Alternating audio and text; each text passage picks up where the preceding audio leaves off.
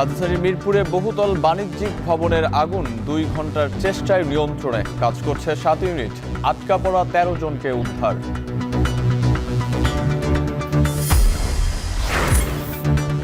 সন্ত্রাসীদের আস্তানা জঙ্গল সলিমপুরে হেলিকপ্টার সাজোয়া যান নিয়ে বড় অভিযানে যৌথ বাহিনী। প্রতিরোধের চেষ্টা দুর্বৃত্তদের, বিপুল অস্ত্রসহ গ্রেপ্তার 15।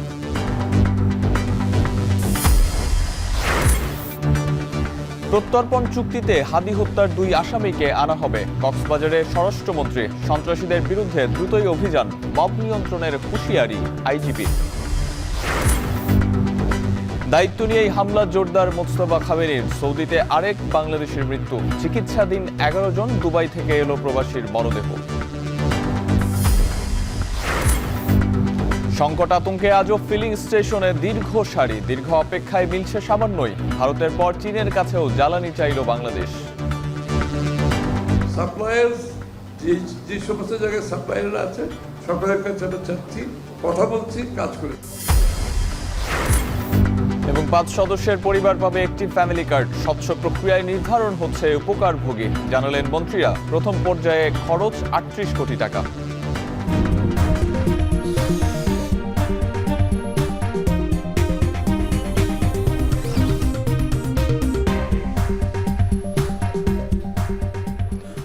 স্বাগত। এখন বিকেলে পুরো আয়োজনের সঙ্গে আছি আমি আরিফুল ইসলাম সাহাব। রাজধানীর মিরপুর 2-এ 10তলা বাণিজ্যিক ভবনের 3য় তলায় আগুন লেগেছে। ফায়ার সার্ভিসের 7 ইউনিট 2.25 ঘন্টার চেষ্টায় আগুন নিয়ন্ত্রণে আনে। উদ্ধার করা হয়েছে আটকে পড়া 13 জনকে। সবশেষ পরিস্থিতি জানাতে সরাসরি যুক্ত হচ্ছেন সহকর্মী জুবায়ের আহমেদ। জুবায়ের, আগুন নিয়ন্ত্রণের আনুষ্ঠানিক ঘোষণা কি দেওয়া হয়েছে কিনা এবং একই সঙ্গে আটকে পড়াদের উদ্ধার অভিযান শেষ কিনা বিস্তারিত জানাবেন।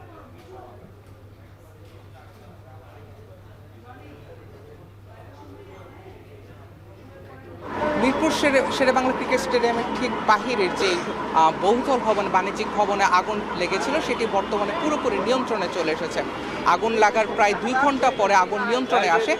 প্রায় 20 জনকে উদ্ধার করার খবর আমরা স্থানীয় যারা দমকল কর্মী রয়েছেন তাদের মাধ্যমে আমরা পেয়েছি। বহুতল এই ভবনটিতে দুপুর 1:30টার কিছু পরে আগুন লাগে। ফায়ার সার্ভিসের প্রথম ইউনিটে এসে পৌঁছায় দুপুর 2টো নাগাদ। তারপর থেকে আগুন নিয়ন্ত্রণের কার্যক্রম চলতে থাকে এবং ধীরে ধীরে আমরা যেটা দেখতে থাকি, ছাদে যারা মূলত আটকে পড়েছিলেন, দোকানের ভেতরে বা ভবনের ভেতরে যারা আটকে ছিলেন তাদেরকে প্রথমে ধীরে ধীরে নিয়ে আসা হয়। এর পরবর্তীতে যারা ছাদে ছিলেন তাদেরকে ফায়ার সার্ভিসের ক্রেনের মাধ্যমে তাদেরকে ধীরে ধীরে নিচে নামিয়ে আনা হয়। আগুন লাগার পর যে কারণটি, মূল যে কারণটি, সেটা আমরা ফায়ার সার্ভিসের সঙ্গে কথা বলার চেষ্টা করেছি। তারা আমাদেরকে এখনো পর্যন্ত জানাতে পারেননি ঠিক কোন উৎস হতে আগুন লাগে। তবে ভবনের 3য় এবং 4র্থ তলায় যে বেশ কিছু শোরুম রয়েছে প্রসাধনী সামগ্রীর, সেই শোরুম থেকে আগুনের সূত্রপাত রয়েছে বলে জানা যায়। আগুন পুরোপুরি নিভে এসেছে। হতাহতের মধ্যে একজনকে দেখা গিয়েছিল কেবলমাত্র শ্বাসকষ্টজনিত বেশ জটিলতায় ভুগছিলেন যিনি, তাকে দ্রুততম সময় অ্যাম্বুলেন্সে করে হাসপাতালে নিয়ে যাওয়া হয়। এর বাইরে বর্তমানে ফায়ার সার্ভিসের যারা কর্মী রয়েছেন তারা ভেতরটায় পর্যবেক্ষণ করছেন আর কোনো ছাইচাপা আগুন রয়েছে কিনা যা পরবর্তীতে নতুন আগুনের সূত্রপাত করতে পারে, সেই জিনিসটা তারা বর্তমানে লক্ষ্য করছেন। ফায়ার সার্ভিসের বেশ কিছু গাড়িকে আমরা দেখেছি, এরই মাঝে তারা এই ঘটনাস্থল ত্যাগ করেছেন। বাদ বাকি যারা আছে তারা শেষ মুহূর্তের বেশ কিছু কাজের দিক থেকে কাজ করে যাচ্ছেন এবং এখনো পর্যন্ত উৎসুক জনতার একটা বিশাল বড় ভিড় আমরা এই জায়গাটায় লক্ষ্য করছি। নতুন করে কোনো ধরনের আপডেট এখন পর্যন্ত যদিও জানা না জানি, তবে যতটা ধারণা করা হচ্ছে ভেতরে কোনো প্রকার জনগণের কোনো ধরনের, যারা ভেতরে আটকা পড়েছিলেন তাদের কোনো প্রকার ক্ষয়ক্ষতি হয়নি। বিশেষ করে ব্যাংকিংয়ের আমরা যে খবর নেওয়ার চেষ্টা করেছিলাম, ব্যাংকিং কার্যক্রম বন্ধ থাকলেও ব্যাংকের ভেতরের কোনো ধরনের ক্ষয়ক্ষতি হয়নি বলে আমরা এখন পর্যন্ত জানতে পেরেছি। আর যেই উদ্ধার কার্যক্রম পরিচালনাকালে আমরা বেশ কিছুটা সময় দেখতে পেয়েছিলাম যে উদ্ধার কার্য একটু তো যানজটের কারণে ফায়ার সার্ভিসের গাড়িগুলোকে আসতে বেশ খানিকটা সময় বেগ পেতে হয়েছিল, যার কারণে উদ্ধার কার্যক্রম কিছুটা অন্তত ব্যাহত হয়, কিন্তু দ্রুততম সময়ের মাঝেই সেটা নিয়ন্ত্রণে চলে আসে। সাহাব, এই ছিল আমার কাছে মিরপুর থেকে অগ্নিকাণ্ডের সবশেষ খবরাখবর। মিরপুর 2-এ 10তলা বাণিজ্যিক ভবনে আগুন লাগার পর সেটা নিয়ন্ত্রণে আনতে কাজ করছে ফায়ার সার্ভিস। সে বিষয়ে বিস্তারিত জানাতে আমাদের সঙ্গে যুক্ত ছিলেন সহকর্মী জুবায়ের আহমেদ। চট্টগ্রামে অস্ত্রের ঝনঝনানি, হুটহাট গোলাগুলি, হত্যার সন্ত্রাসীদের অবাধ বিচরণ ঠেকাতে এবার বড় ধরনের অভিযানে নেমেছে যৌথ বাহিনী। সন্ত্রাসীদের আস্তানা জঙ্গল সলিমপুরে এই অভিযানে হেলিকপ্টার, সাজোয়া যানসহ অংশ নিয়েছে পুলিশ, বিজিবি, সেনাবাহিনীর প্রায় ৩,০০০ সদস্য। ভোর থেকে চারপাশ ঘিরে অভিযান শুরু হয়। তবে দুর্বৃত্তরা প্রবেশ পথে প্রতিবন্ধকতা তৈরি করলেও অভিযানে বিপুল অস্ত্র উদ্ধার সহ গ্রেপ্তার করা হয়েছে 10 থেকে 15 জনকে। আরও জানাচ্ছেন কাজী মাহফুজ। ভোররাত থেকে দুর্গম পাহাড়ি এলাকা সীতাকুণ্ডের জঙ্গল সলিমপুরের আশপাশের সড়কে সাজোয়া যান নিয়ে অবস্থান নেয় সেনাবাহিনী। পুরো এলাকা ঘিরে আকাশে টহলে 3টি হেলিকপ্টার। এ সময় এলাকাটির সব প্রবেশ মুখ ঘিরে ফেলে যৌথ বাহিনীর সদস্যরা। কয়েকটি ভাগে বিভক্ত হয়ে জঙ্গল সলিমপুর ও আলীনগরে অভিযানে যায় আইনশৃঙ্খলা বাহিনী। এক পর্যায়ে কালভার্ট ভেঙে ও সড়কে ট্রাক রেখে প্রতিবন্ধকতা তৈরি করে সন্ত্রাসীরা। অভিযানে এখন পর্যন্ত 10 থেকে 15 জন সন্ত্রাসীদের গ্রেফতার ছাড়াও অস্ত্র উদ্ধার হয়েছে। এবার অভিযানের পরপরই এই এলাকার নিরাপত্তার স্বার্থে র্যাব, পুলিশ ও যৌথ বাহিনীর আলাদা ক্যাম্প করা হবে বলে জানায় পুলিশ। পুলিশ দুটো ক্যাম্প করছে, একটা র্যাবের ক্যাম্প, একটা পুলিশের ক্যাম্প, এবং এখানে ক্রস প্যাট্রোলিং হবে। এখানে অনেক ধরনের নিরাপত্তামূলক ব্যবস্থা নেওয়া হবে। আশা করি এখানে আর সন্ত্রাসীদের অভয়ারণ্য আপনারা ভবিষ্যতে পাবেন না। সুতরাং দখল পাল্টা দখলেরও তো স্কোপ বা সুযোগ নেই বলে আমি মনে করি।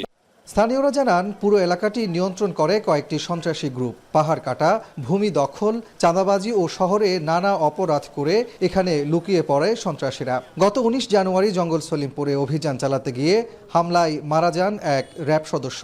এর আগে সাংবাদিক, জেলা প্রশাসন সহ অনেকেই হামলার শিকার হন।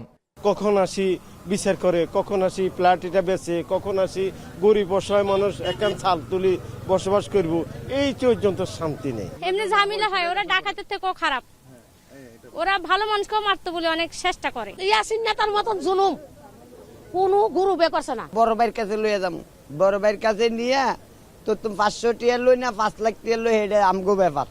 এর আগে বারবার অভিযানে ব্যর্থ হলেও এবার বেশ আটঘাট বেঁধে মাঠে নেমেছে যৌথ বাহিনী। তবে এখন পুরো এলাকা প্রশাসনের নিয়ন্ত্রণে দাবি বিভাগীয় কমিশনারের।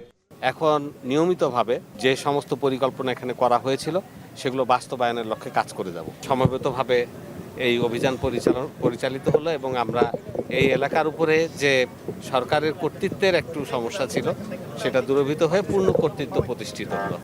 জঙ্গল সলিমপুরের পুরো এলাকাটি দুর্গম ও পাহাড়ে ঘেরা। এখানে সারা দেশ থেকে আসা ছিন্নমূল মানুষের প্রায় 20,000 বসতি আছে। বসবাস করে প্রায় 2 লাখ মানুষ। জঙ্গল সলিমপুরের এই পাহাড়ের ভাঁজে ভাঁজে গড়ে উঠেছে সন্ত্রাসীদের আস্তানা। আজকের এই যৌথ বাহিনীর অভিযানের মধ্য দিয়ে এসব আস্তানা গুড়িয়ে দেওয়ার পাশাপাশি ভবিষ্যতে যাতে সন্ত্রাসীরা পুনরায় আস্তানা গড়ে তুলতে না পারে, একই সাথে নিরাপদ একটি সলিমপুর গড়ে তুলতে এখানে পুলিশ এবং র্যাবের স্থায়ী ক্যাম্প স্থাপনের দাবি সাধারণ মানুষের। কাজী মাহফুজ, এখন চট্টগ্রাম। জঙ্গল সলিমপুরে অভিযানের প্রতিবেদন দেখছিলাম। জঙ্গল সলিমপুরের অভিযানের আরও খবর জানাতে অভিযান স্থল থেকে যুক্ত হচ্ছেন শোয়েব রহমান। শোয়েব, অভিযানের সবশেষ কি তথ্য আছে আপনার কাছে, আর কতক্ষণ চলতে পারে এই অভিযান, জানাবেন বিস্তারিত।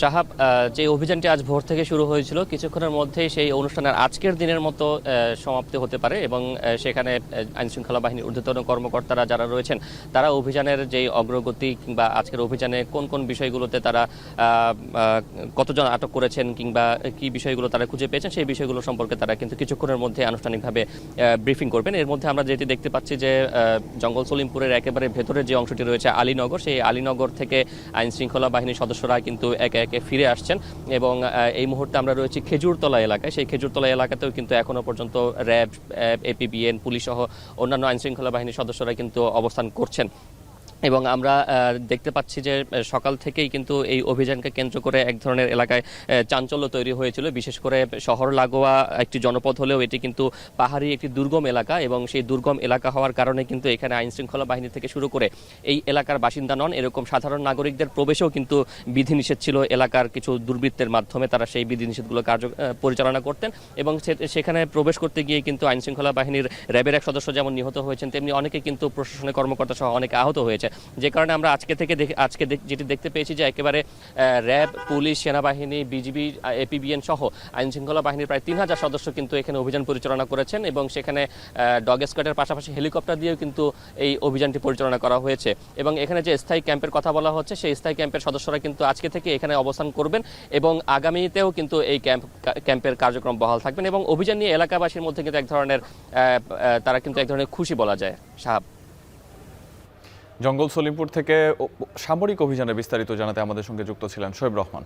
প্রত্যর্পণ চুক্তি মেনে ভারতে গ্রেপ্তার হাদি হত্যা মামলার 2 আসামিকে ফিরিয়ে আনা হবে বলে জানিয়েছেন স্বরাষ্ট্রমন্ত্রী সালাউদ্দিন আহমদ।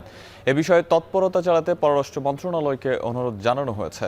দুপুরে কক্সবাজার জেলা আইন শৃঙ্খলা কমিটির সভা শেষে তিনি বলেন, কোনো সন্ত্রাসী, অস্ত্রধারী বা চাঁদাবাজকে আইনের বাইরে থাকতে দেওয়া হবে না। এ সময় জঙ্গল সলিমপুরে যৌথ বাহিনীর অভিযানের কথা উল্লেখ করে তিনি বলেন, জনপ্রত্যাশা অনুযায়ী সুশাসন নিশ্চিতে এই কঠোর অভিযান অব্যাহত থাকবে। পররাষ্ট্র মন্ত্রণালয়কে আমরা অনুরোধ করেছি তারা এটা যেটা extradition treaty in between 2 countries আছে সেই মতে আমাদেরকে ফেরত দিবেন বলে আমরা আশা করছি এবং আমরা ফেরত আনার জন্য যথেষ্ট জোর প্রচেষ্টা চালাবো। আমরা কোনো সন্ত্রাসীকে, অস্ত্রধারীকে, কোনো চাঁদাবাজকে, সংঘবদ্ধ কোনো ক্রিমিনালকে আমরা আইনের বাইরে থাকতে দেবো না, আইনের আওতায় নিয়ে আসবো। সেটা আমাদের প্রতিজ্ঞা, প্রতিশ্রুতি এবং জনপ্রত্যাশাও তাই। হাদি হত্যার আসামিদের দেশে আনার ক্ষেত্রে কূটনৈতিকভাবে কাজ চলছে বলে জানিয়েছেন পুলিশের নতুন মহাপরিদর্শক আলী হোসেন ফকির। সকালে পুলিশ সদর দপ্তরে এক সংবাদ সম্মেলনে তিনি একথা জানান। সন্ত্রাসীদের বিরুদ্ধে তালিকা ধরে খুব শিগগিরই অভিযান হবে বলে জানান তিনি। পাশাপাশি মব সন্ত্রাসের বিরুদ্ধে কঠোর হুঁশিয়ারি দেন আইজিপি। একটা কূটনৈতিক চ্যানেলে ফরেন মিনিস্ট্রি থেকে তাদের সাথে যোগাযোগ হয়েছে, তারা এই ব্যাপারে কার্যক্রম গ্রহণ করছে। হয়তো অচিরেই ইনশাল্লাহ আমরা দেখতে পারবো তারা বাংলাদেশে আমরা আনতে সক্ষম হব। উগ্র মৌলবাদীদের উত্থান রোধে আমাদের সজাগ ও নজরদারি বজায় থাকবে। আমাদের পুলিশের পক্ষ থেকে কোনো অতি উৎসাহী ভূমিকা পালন করা হবে না, কিন্তু আপনার সিটিজেনকে ল অ্যাবাইডিং হতে হবে, আইন নিজের হাতে তুলে নেওয়া যাবে না। সর্বোচ্চ নেতা হিসেবে মোজতবা খামেনি দায়িত্ব নেয়ার পরপরই তেল আবিব, হাইফা বন্দর সহ ইসরায়েলের বিভিন্ন প্রান্তে শত শত ক্ষেপণাস্ত্র ছুড়েছে ইরান। হামলা হয়েছে সৌদির তেলক্ষেত্র, ইরাকের ইরবিল ও বাগদাদ বিমানবন্দর সহ বাহরাইন, কাতার ও আমিরাতে। এদিন সায়বাহ তেলক্ষেত্র লক্ষ্য করে ছোড়া ড্রোন প্রতিহতের দাবি করেছে সৌদি আরব। রিয়াদে মার্কিন দূতাবাসে জরুরি সেবায় নিয়োজিতরা ছাড়া বাকি কর্মীদের পরিবার সহ দেশ ত্যাগের নির্দেশ দিয়েছে যুক্তরাষ্ট্র। হামলা হয়েছে ইরাকের বাগদাদ ও ইরবিল বিমানবন্দর সহ বাহরাইন, কাতার এবং আরব আমিরাতে। এদিকে রোববার মধ্যরাত থেকেই ইরান ও লেবাননের দক্ষিণে হামলা চালাচ্ছে ইসরায়েল। মোজতবা খামেনির সামরিক কার্যালয়ের সম্ভাব্য প্রধানকেও হত্যার দাবি করেছে আইডিএফ। এদিকে 10 দিনের এই সংঘাতে কোনো পক্ষই যখন হামলার তীব্রতা কমাচ্ছে না, তখন ভিন্ন এক তথ্য দিয়েছে টাইমস অব ইসরায়েল। সোমবারের প্রতিবেদনে তারা দাবি করেছে, যদি ইরানের যুদ্ধ বন্ধ করতে হয় তাহলে নেতানিয়াহুর সঙ্গে আলোচনা করেই সেই সিদ্ধান্ত নেবেন ট্রাম্প।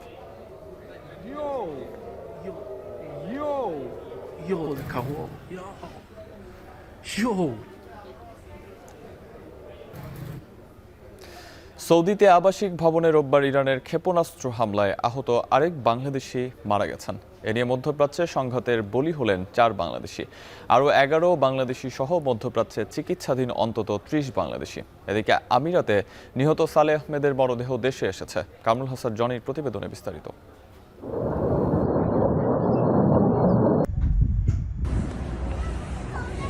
ইরান ইসরায়েল সংঘাতের জেরে মধ্যপ্রাচ্যে নিহত প্রবাসী বাংলাদেশির সংখ্যা বাড়ছে।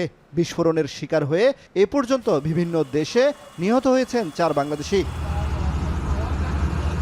সবশেষ রোববার রাতে সৌদি আরবে আল খারিজ এলাকায় একটি শ্রমিক ক্যাম্পে ইরানি ক্ষেপণাস্ত্র হামলায় নিহত হন কিশোরগঞ্জের কাটিয়াদি উপজেলার বাচ্চু মিয়া ও টাঙ্গাইলের সখীপুরের মোশাররফ হোসেন। আর যুদ্ধের প্রথম দিকে ক্ষেপণাস্ত্র বিস্ফোরণে সংযুক্ত আরব আমিরাতে সালেহ আহমেদ এবং বাহরাইনে নিহত হন SM তারেক। এর মধ্যে আরব আমিরাতে নিহত বাংলাদেশি সালেহ আহমেদের মরদেহ সেদেশের সরকারের উদ্যোগে দুবাই থেকে সকালে দেশে এসে পৌঁছায়। মরদেহ গ্রহণ করেন প্রবাসী কল্যাণ ও বৈদেশিক কর্মসংস্থান প্রতিমন্ত্রী এবং পররাষ্ট্র প্রতিমন্ত্রী।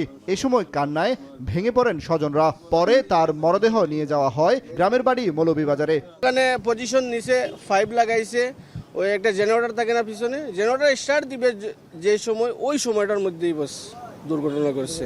আরো 3 জন লোক ছিল, 3 জন লোক ওর 3 জন লোক আহত আছে।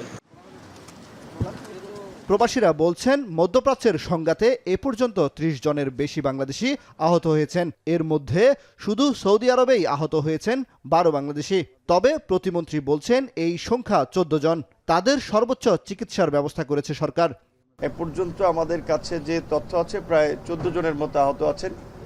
তাদেরকে আমাদের সংশ্লিষ্ট দেশের দূতাবাসগুলো পূর্ণাঙ্গ সেবা দিয়ে যাচ্ছে। যেহেতু আমাদের এই দেশগুলোর সাথে দীর্ঘদিনের দ্বিপাক্ষিক সম্পর্ক, বাণিজ্যিক বিভিন্ন ধরনের সম্পর্ক আছে, কাজে ওদের দেশের আইনের প্রতি আমাদের একটু শ্রদ্ধাশীল হতে হবে। পররাষ্ট্র প্রতিমন্ত্রী জানান, চলমান সংঘাতে মধ্যপ্রাচ্যে নিহত বাকি প্রবাসীদের মরদেহ দ্রুত দেশে ফেরানো হবে। নিহতদের পরিবারকে সরকারের পক্ষ থেকে আর্থিক সহযোগিতার আশ্বাসও দেন তিনি। আমাদের সরকারের পক্ষ থেকে আমরা যতটুক আমাদের নাগরিকদের পাশে থাকা যায় সেটা আমরা করার চেষ্টা করছি।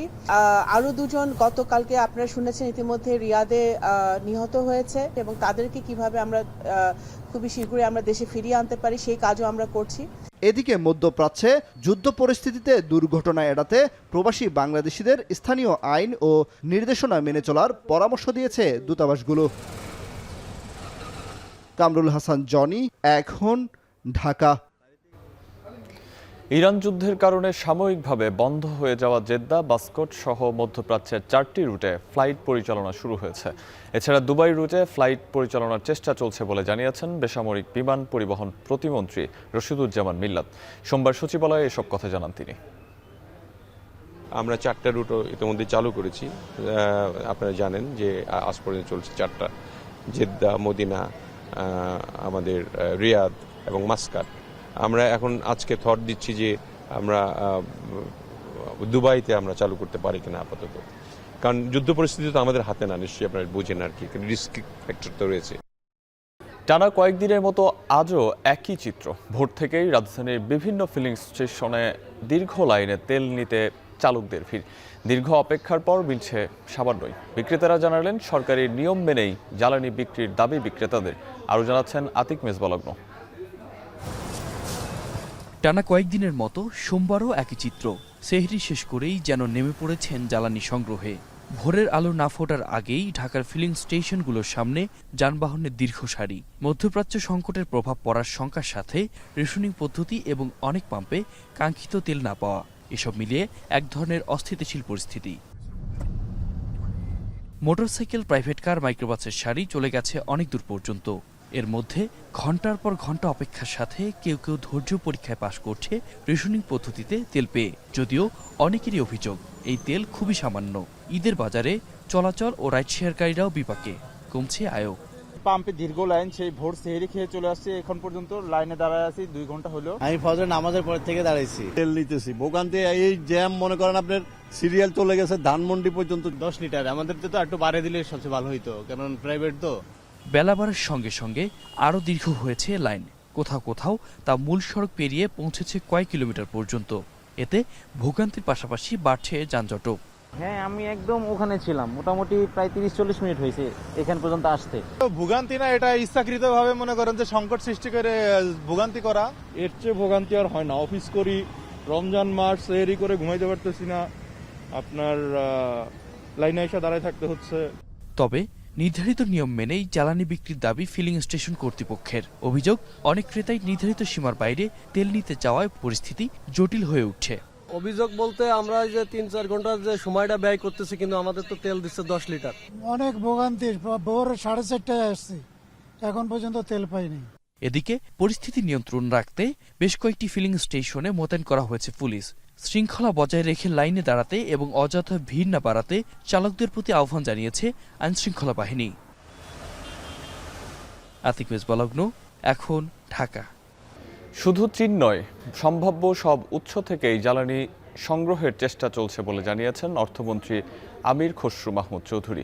সকালে সচিবালয়ে চীনের রাষ্ট্রদূত অর্থমন্ত্রীর সঙ্গে দেখা করেন। পরে দুপুরে সংবাদ সম্মেলনে অর্থমন্ত্রী বলেন, মধ্যপ্রাচ্য সংকটের কথা মাথায় রেখেই অর্থনৈতিক পরিকল্পনা হাতে নেওয়া হচ্ছে। এনার্জির জন্য তো সহযোগিতা চাই না কেন, আমরা সকলের কাছে চাইব।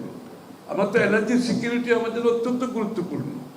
আমরা সবার কাছে চাচ্ছি, কিন্তু সাপ্লায়ার্স যে সমস্ত জায়গায় সাপ্লায়াররা আছে সকলের কাছে আমরা চাচ্ছি, কথা বলছি, কাজ করে।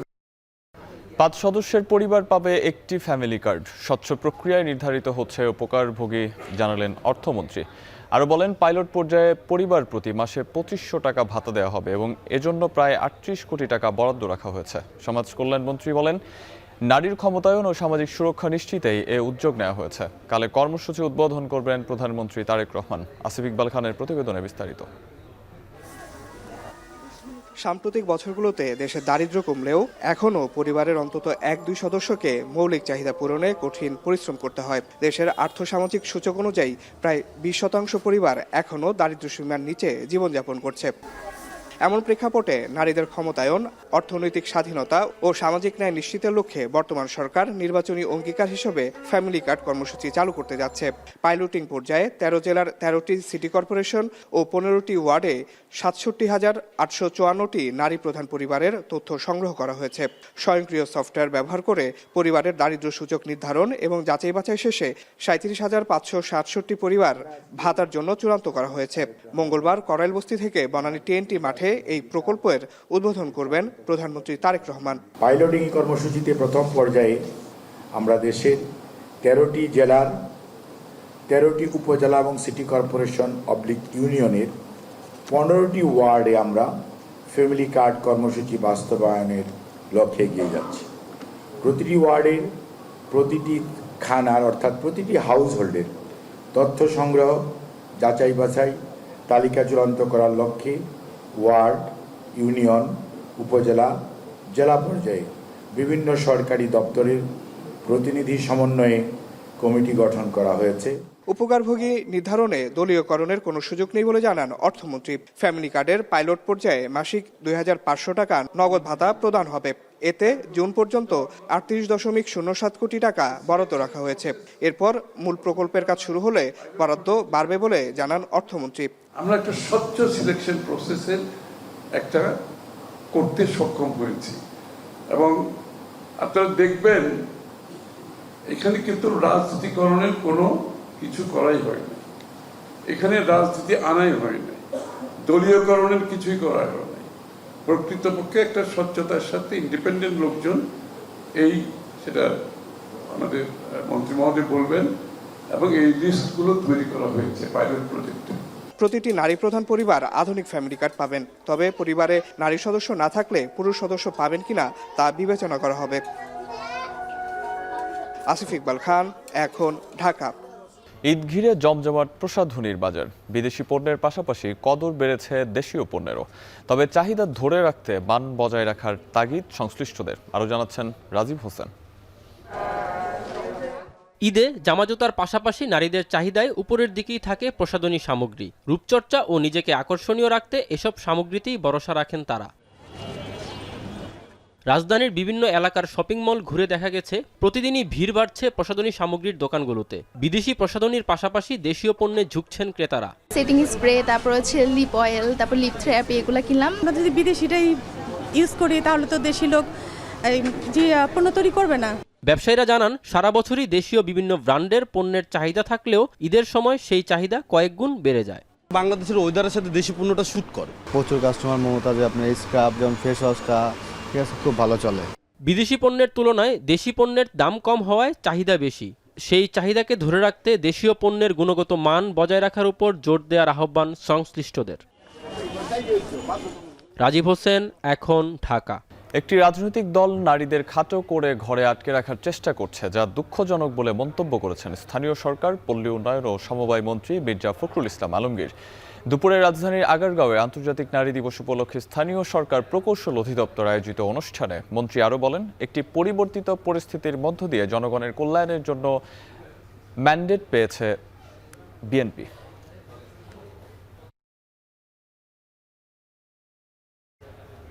আর এই ছিল এখন বিকেলে। সঙ্গে থাকার জন্য ধন্যবাদ সবাইকে।